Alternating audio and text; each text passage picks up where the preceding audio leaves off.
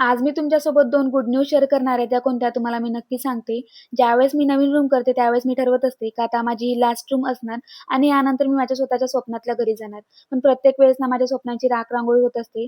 ते कसं आहे, आपण कितीही ओढून-ताणून चांगलं करण्याचा प्रयत्न केला, तरी ते काही होत नाही. कारण आपल्या नशिबामध्ये जे देवाने लिहिलेलं असते, तेच घडत असते, असं मी नेहमी ऐकलेलं आहे. तर नशीब जरी देवाने लिहिलं आहे, पण आपल्याला किती मेहनत करायची आणि किती नाही, हे फक्त आपल्या हातात असते. आणि आपण मेहनत केली, की देव त्याला नक्कीच फळ देते. मला तर माझ्या स्वामीवर पूर्ण विश्वास आहे.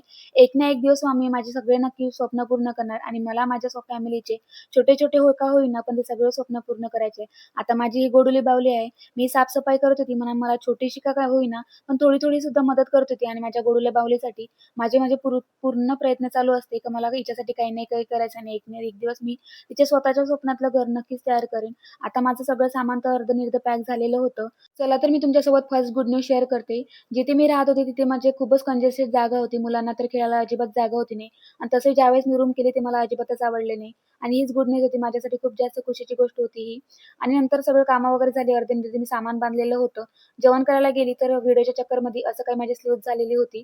आधी दिवसभर काही दादा घरी नव्हता. म्हणजे विराजला डोळ्यामध्ये इन्फेक्शन झालेलं होतं. मग त्याला आम्ही आमच्या गावाला नेलं होतं. म्हणजे हिंगणघाटला तिथे छान डॉक्टर स्पेशालिस्ट आहे. आज दिवसभर काही दादा दिसला नाही सरूला म्हणून इतकी जास्त खुशी झालेली होती. म्हणून सगळ्यात पहिले पप्पाचं हेल्मेट आणून ठेवलेलं होतं पिल्लूनी आणि म्हणजे काय करून काय नाही तिला असं झालेलं होतं.